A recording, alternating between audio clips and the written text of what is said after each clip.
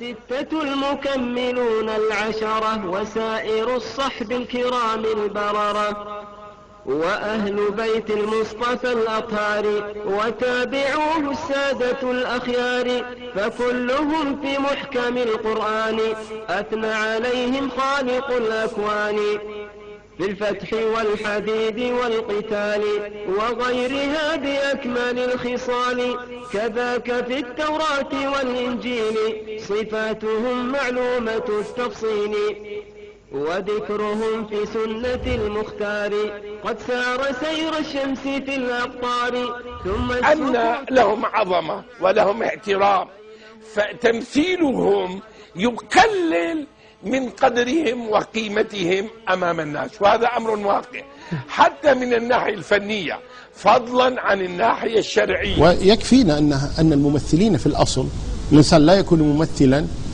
وهو رجل صالح في الجملة، لأن غالبا هؤلاء الممثلين يعني لا يصلون لدرجة درجة إجادة التمثيل حتى يمثل أفلاما ومسلسلات، وغالب هذه الأفلام والمسلسلات يعني فيها من الفجور ما الله به عليم. يأتي ممثل ماجن فيمثل عمر بن الخطاب ثم بعد أيام يكون على شط البحر لابس المايو. مستحيل أن يكون يعني هو رجل صالح 24 ساعة في المسجد وكذا يجيبونه بس تعال مثل دور، ما يجيد أصلا التمثيل. إذن أي خلل من الممثل سيصور صورة مغايرة للواقع فيؤدي بالناس إلى شيء من التضليل. غدا يمثل دور سكران، بعد يوم يمثل دور زير نساء، رابع يوم يمثل دور زنديق، خامس يوم يمثل دور أبو جهل، وهكذا يعني يدور على هذه الأدوار.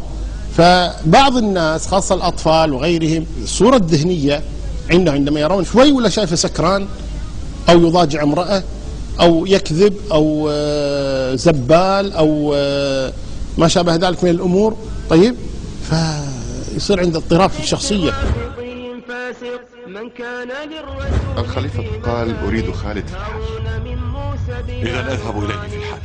لفي نبوة فقد قدمت ما يكفي لمن من سوء ظن سلما فالستة المكملون العشرة وسائر الصحب الكرام البررة. قد تبقى عنده في الذهن ويمكن أن يكون كذا ويمكن أن يكون كذا والعياذ بالله، هذا لا شك أنه لا يجوز. الصحابة رضوان الله عليهم مصدر أسوة وتزكيتهم في كتاب الله معلومة، فلا يجوز الإنسان أبدا أن يمثل شخصيات الصحابة، الصحيح أنه لا يجوز تمثيلهم.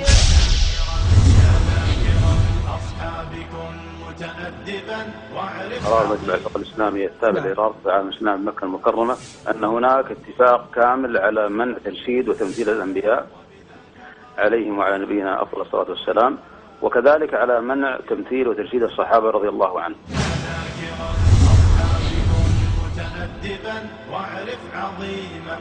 هناك تشويه كبير لصور بعض الصحابة الكرام، إنه من يمول بشكل عام ربما يعني يقود العمل باتجاه بآخر حتى لو لم يكن يعني هو يريد هذا الاتجاه، ويلعب بعض الممثلين أو بعض المخرجين دورا خاصا في ذلك. قد رأيت بعض التمثيليات قدرا ورأيت فيها من التشويه ما رأيت.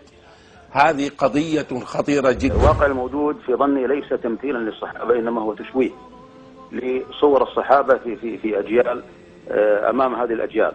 الصحابة الآن في خلال هذه الأفلام التي تعرض، حتى في هذا الفيلم الذي عرض في رمضان وبذلت من أجله أموال طائلة جدا عن القعقاع رضي الله عنه، كان هناك تشويه لعدد كبير من الصحابة. صحيح. من ناحية فنية أتكلم، يعني مثلا ابن عباس رضي الله عنه يصور في هذا الفيلم أو بغيره وهو لا يعرف حتى كيف يلبس الإحرام.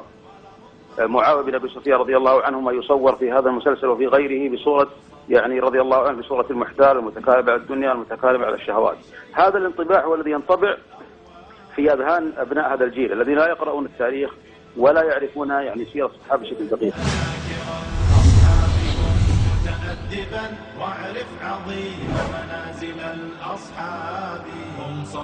وجعلت له مالا ممدودا وبنين شهودا ومهدت له تمهيدا ثم يطمع أن أزيده كلا لكنه لآياتنا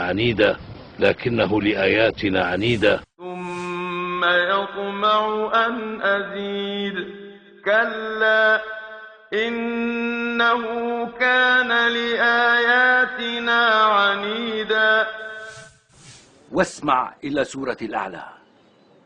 سبح باسم ربك الأعلى. سبح باسم ربك الأعلى. سبح اسم ربك الأعلى. كيف ينسب ولد صديقه لنفسه؟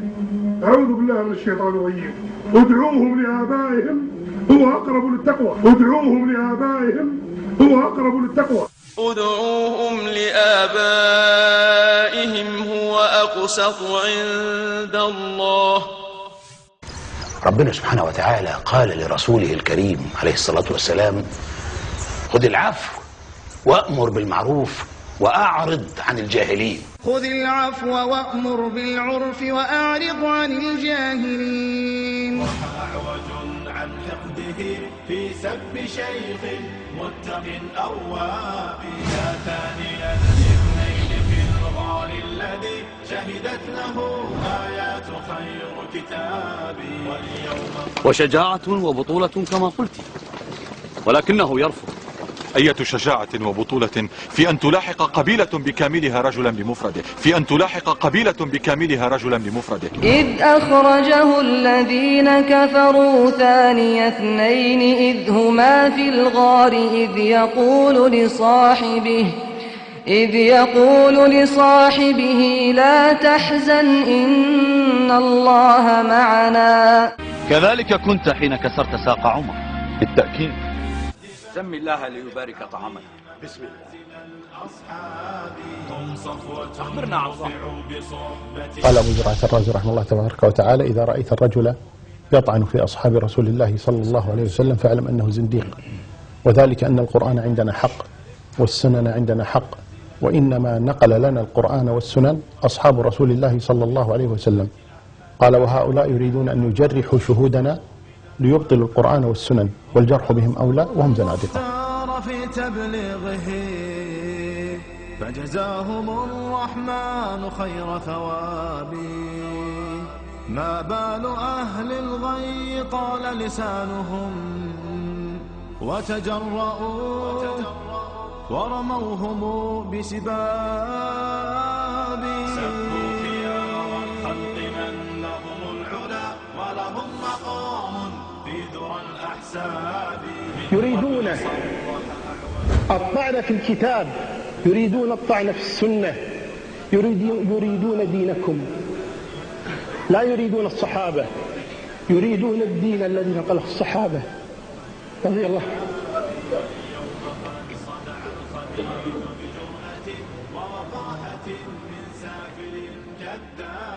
آذى النبي محمدا في عرضه.